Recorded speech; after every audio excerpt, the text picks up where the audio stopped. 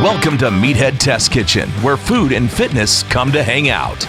Nutrition, training, and life. It's all fair game on Meathead Test Kitchen. Welcome to Meathead Test Kitchen, a podcast where food, fitness, and mental health come to hang out. I'm Sadie. I'm Sausha. We talked about imposter syndrome last week in our mental health check, and since then, a whole lot of stuff has happened in our country, and we decided today to double down on another mental health check to talk about something that I feel like at this point, no matter where you live in the world, essential for your fucking survival, self-care. Yeah, 100%. Especially, it's been real heavy. Yeah. For a long time now, but especially given some of the things that happened the last week, I thought we agreed on maybe we need to do a real quickie to remind people that it's okay. Yeah, look, if you're pissed off, be pissed off. If you're upset, be all of those things. Like, you are allowed to have feelings about shit that goes on in places outside of your community, because we are all interconnected. Whether or not people want to fucking believe it, we are, and it fucking affects all of us. And if it doesn't affect you, then you're sheltered and you need to work on some things. Yeah. But that's a whole different topic that we're not even gonna fucking get into today. Yeah. So let's talk about self-care. What exactly is self-care? You hear the term thrown around quite a bit anymore. It seems like everybody's got, a take on it or wants to talk about it. But what constitutes self-care exactly? So Psychology Today says self-care is, in essence, the mindful taking of time to pay attention to you, not in a narcissistic way, but in a way that ensures that you are being cared for by you. And that's another thing that people like to throw around, the word narcissist. Like with the whole Johnny Depp Amber Heard trial, Amber Heard is a narcissist, like textbook. But people have been reading a lot about narcissism, and then people like to, unduly put fucking labels on people that they have such a limited interaction with in their daily life. But you can pay attention to yourself without being a narcissist. You can care and love yourself without being a narcissist. Here's the thing about narcissism. Narcissism is a fucking show. Narcissists don't actually even fucking like themselves. That's why they're so fucking terrible to everyone else around them most of the time.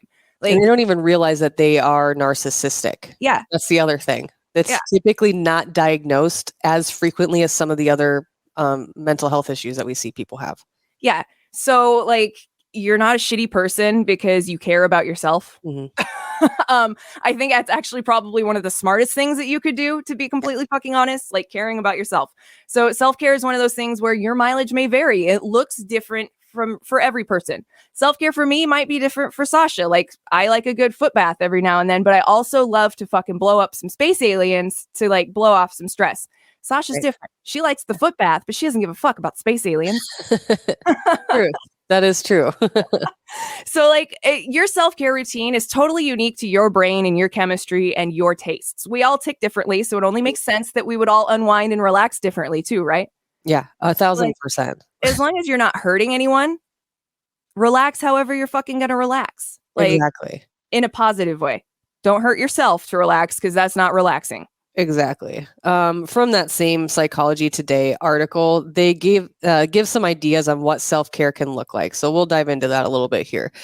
Let's talk about that, because we are not psychologists or therapists, but we do have different ways of doing the following. Self-care can look like taking time to know yourself better. So for me, this, is going to look different from person to person, but for me, that's like journaling. Sometimes I just have to literally physically write stuff out. Yep. I'm not as great at typing it out as I am physically writing it out. Keeping myself in check when things get to feel a little bit overwhelming. Like, I need to pay attention to why I might be feeling overwhelmed. Where is that coming from? How do I dig into my toolbox and move forward? Bringing back the stop sign. Exactly. Yeah. And like, getting to know yourself is a really weird concept when you really think about it. Like, well, you live in your body, you know yourself, right? It's like, do you really pay attention to your own cues? Do you know what really makes you tick?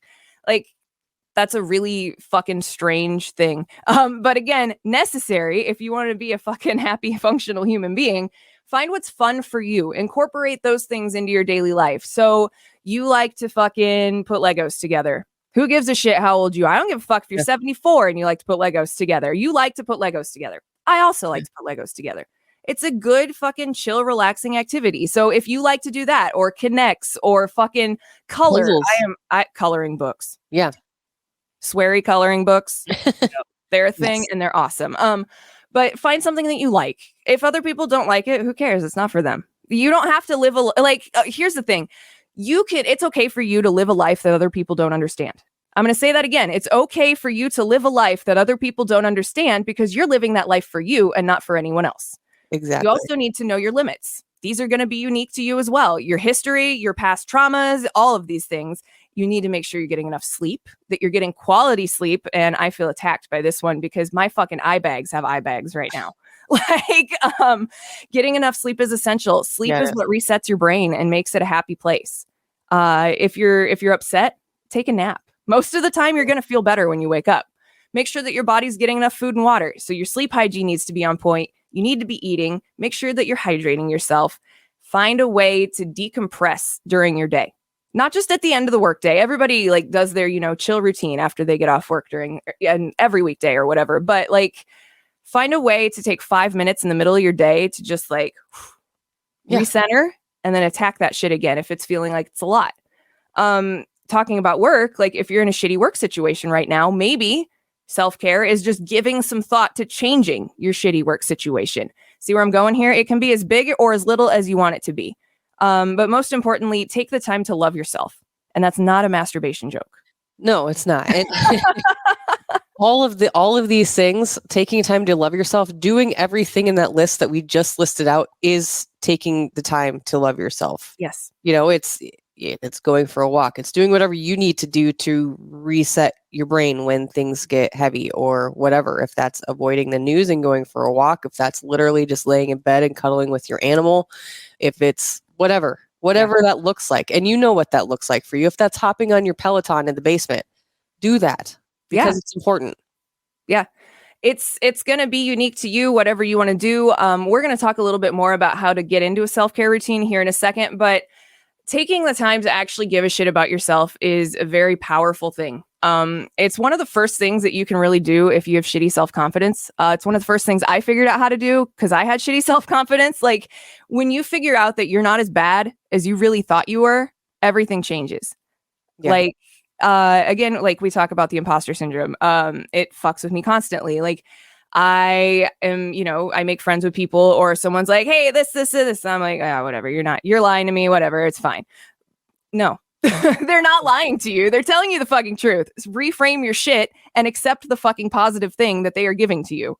Yes.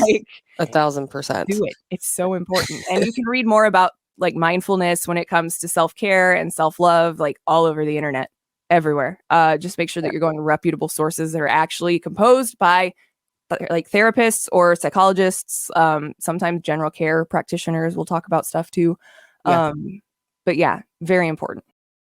And so the reason that self-care is so important, we've used the term compassion fatigue in a different episode of a mental health check actually, excuse me, words, before on this podcast. And that's your answer. So we've all hit burnout in some capacity, but right now it seems like almost everyone is burned out. Whether that's the news cycle, whether that's pandemic, it's a lot of things. Some people know how to deal with it and some people don't. But there is a difference between compassion fatigue and burnout. Yes. So let's talk about compassion fatigue. WebMD defines it as a term that describes the physical, emotional, or psychological impact of helping others, often through experiences of stress or trauma. Compassion fatigue is often mistaken for burnout, which is why we're having this conversation. And it's a cumulative sense of fatigue or dissatisfaction. So if you find yourself not caring about shit you really used to care about, that's a big red flag. Mm-hmm.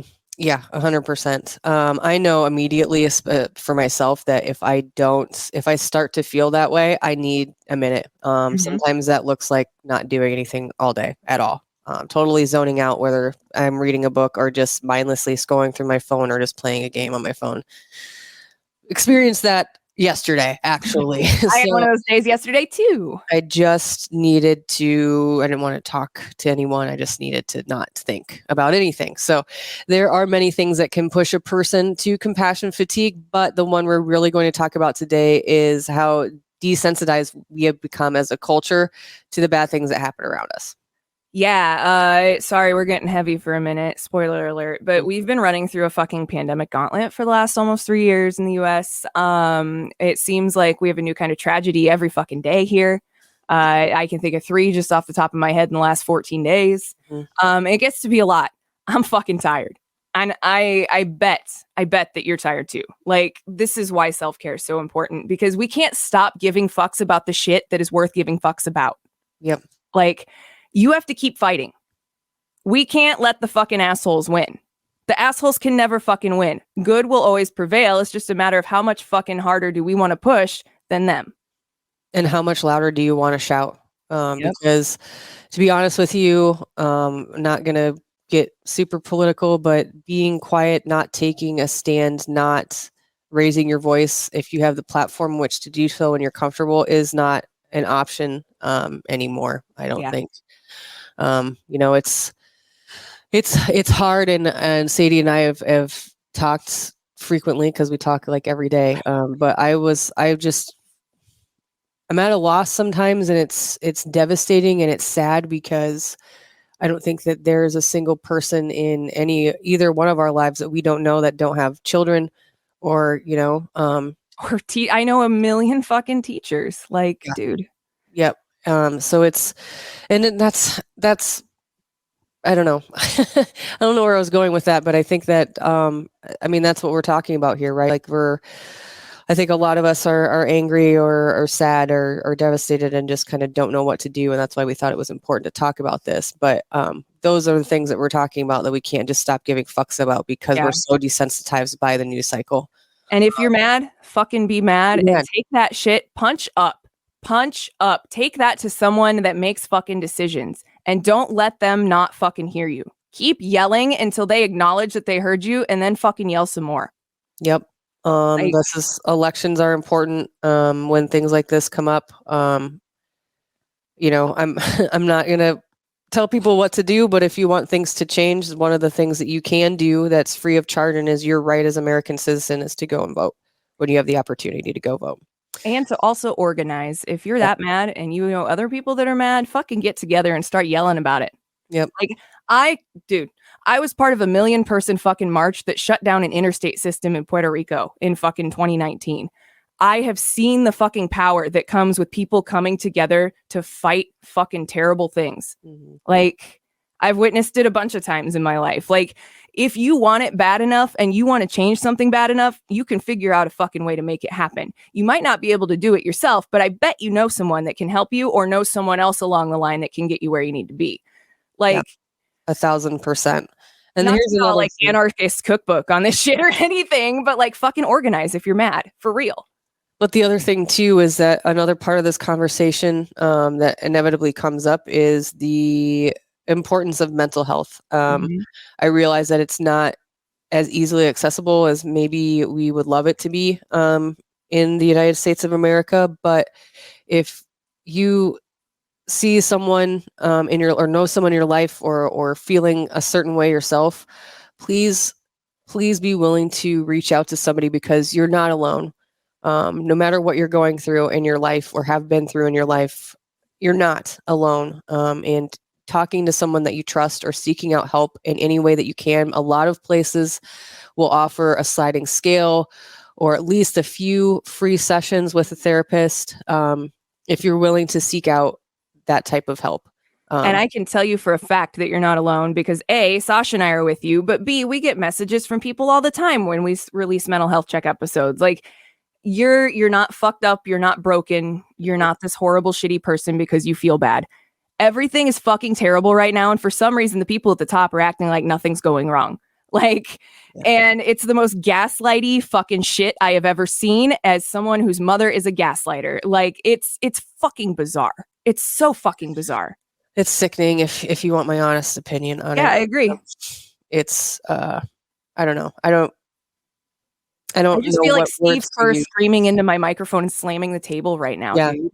Pretty much. Like, so like if you're feeling this way, like realize too that you're not alone in how you feel about everything that's been happening lately. Yeah, for sure.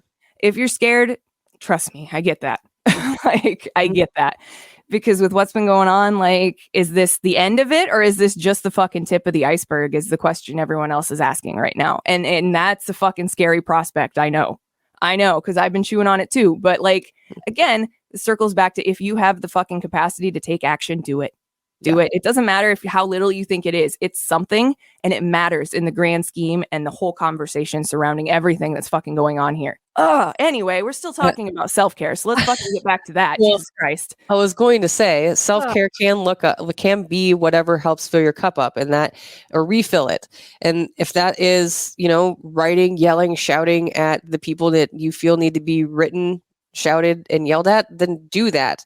If you're still not sure how to start, it's all right. You can start small. Okay. You have to go straight to 1,000, but self-care activities can be things like exercising. We love talking about working out on this podcast. Super important. That was the whole reason we started it. So we know it's good for the body, but it can also be good for your brain. And there are countless studies on that. Even a 30-minute walk every day can help boost your mood and improve your health. Yeah, you don't have to go out and fucking, do 8,000 bicep curls and run a mile. You can just go take a fucking 30-minute walk. Go walk around the block twice. If that's all you want to do that day, that's fine. You got up and moved. It counts. Exactly. You cleaned your house. Guess what? That fucking counts too. Mowed your lawn? Yeah. Gardening, that shit definitely counts. You can practice gratitude, and trust me, I know that this shit can be hard. Practicing gratitude when you feel like the world is fucking on fire is one of the most foreign and backwards fucking things you could possibly think of.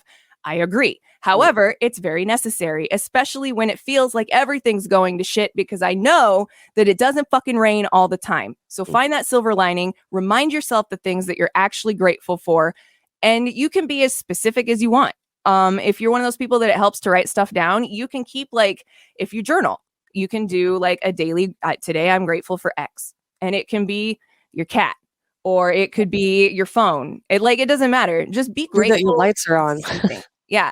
You're alive to see whatever the fuck's happening, but hey, you're still here. So hey, go us. We're still kicking, right? Exactly. Practicing gratitude can be like a huge thing. It's kind of one of those things, in my opinion, that's like visualization, which can be really beneficial. And when you're visualizing something, it's been proven that it can help you become better at a certain sport if you're practicing for that. But to me, like, practicing gratitude is kind of in that same vein, where if you make that part of your routine every day, or at least your week, however you want to implement it, it can really change your outlook on stuff. Doesn't mean you're going to be positive all of the time, but being grateful for the things that you do have in your life can be really important, even just to put a smile on your face when things seem kind of grim. Yeah. And honestly, sometimes that's all you can fucking do.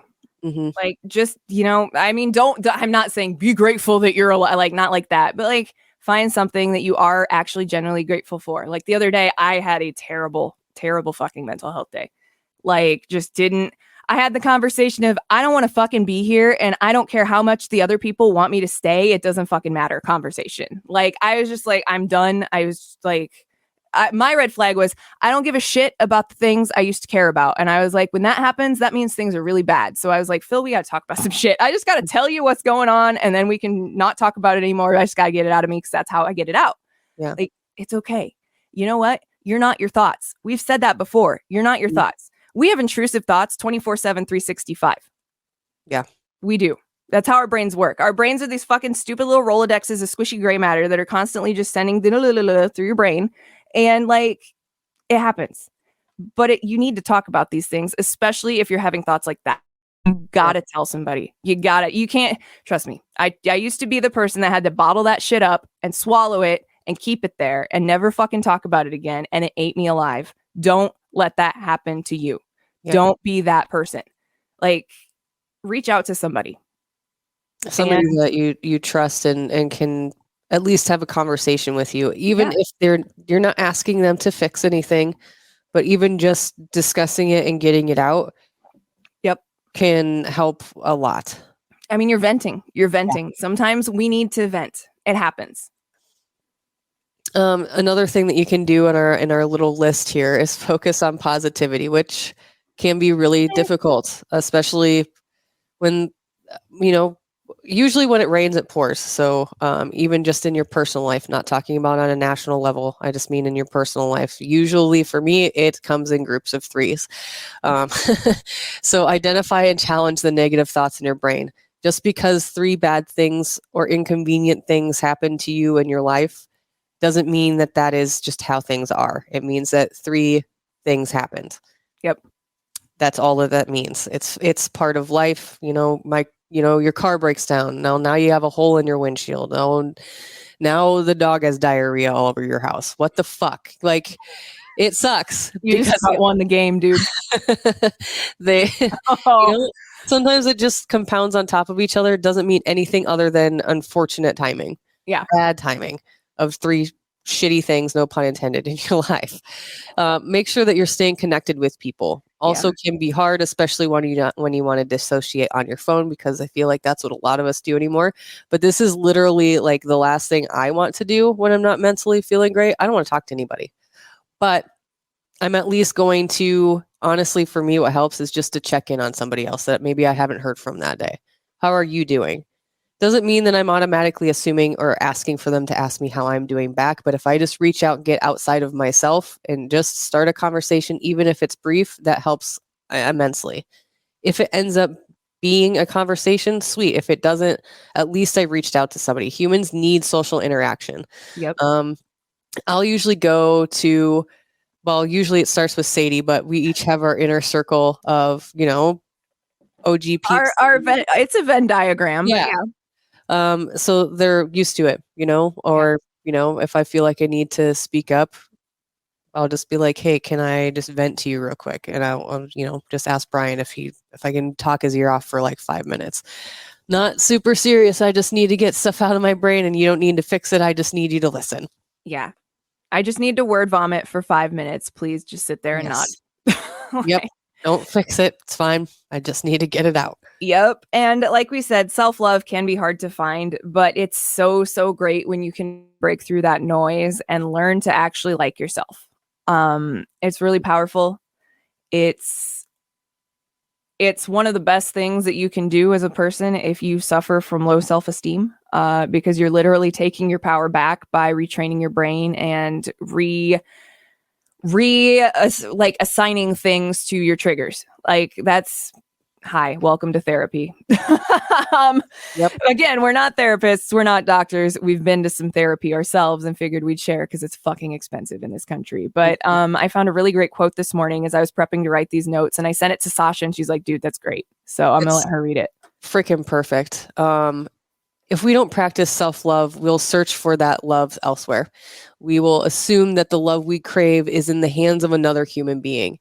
We will betray ourselves, put others on a pedestal, and lower our self-worth just to grasp at scraps of affection.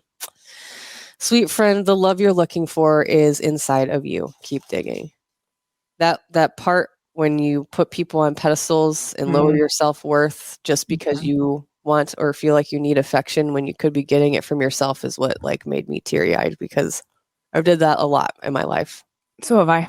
I have too. I was like, shit, attacked. Like, when you see those mental health memes on Instagram, you're like, oh, I'm so glad I saw that. It makes me feel normal. But then you're like, fuck, I'm attacked. Yeah. And one of those I saw the other day too was, are you actually disconnecting and relaxing, or are you shutting off and dissociating? And I was like, dissociating. I'm always dissociating. If you don't love me for my dissociating, you'll never love me at my regular, nice, normal version of my. Dissociation usually is my normal version of myself, but yeah, dissociating. Don't make that a habit if you're not new to it. It's a way for me to cope, so I still do it. Yeah. It's also the way that my brain shuts down too much external fucking input. So yeah. It's kind of a survival skill of mine. But if you're new to it, you should read about it and why it's not necessarily great for you. Again, we're not doctors or therapists. We're not telling you what to do. We are flawed individuals who are fallible because we're human beings. But we do need to talk about when to reach out to a pro, because it's been very heavy. The headlines aren't getting any better.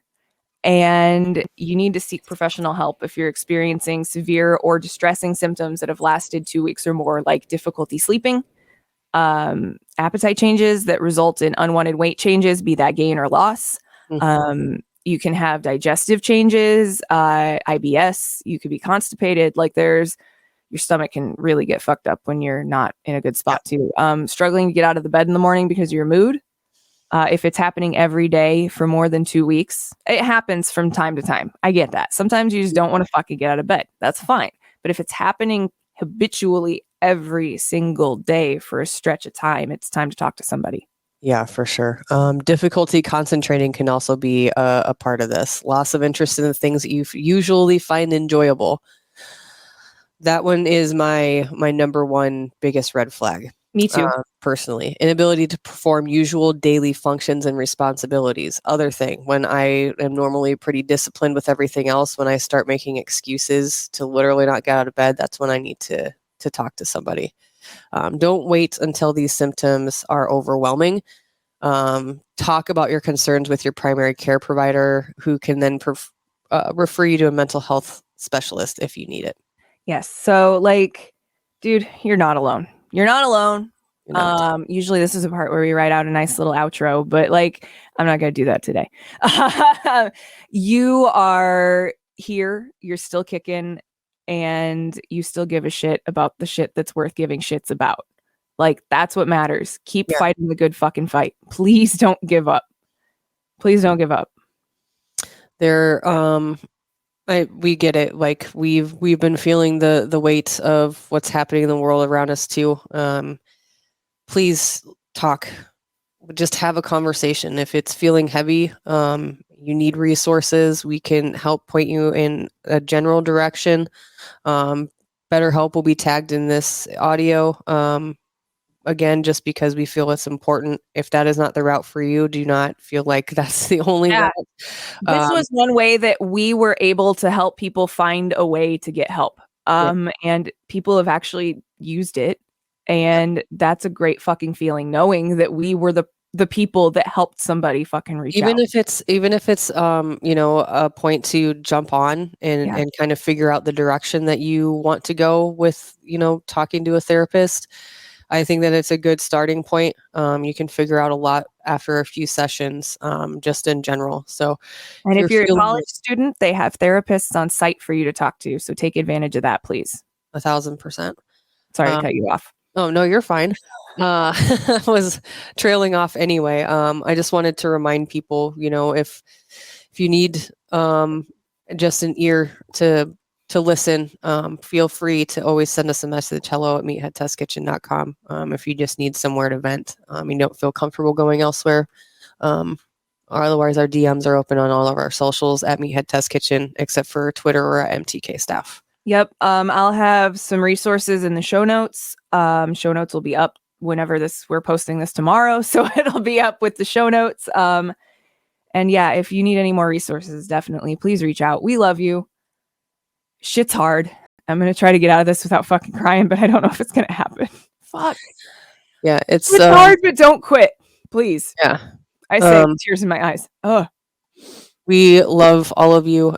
We are here for you. Like I said, you're not alone. There's a lot of heavy out there. And I think that if we all are willing to listen to each other and be there for each other, we can go some places and get pretty far. So don't feel like community is an amazing fucking thing, my friends. Yes. And we are so lean on them. Lucky to have you in our community. So we love you all very much. Be good to each other. Be good to yourself. We love you. Meathead Test Kitchen out. Join Sadie and Sausha every Monday, helping to make your fitness and nutrition journey suck less. MTK.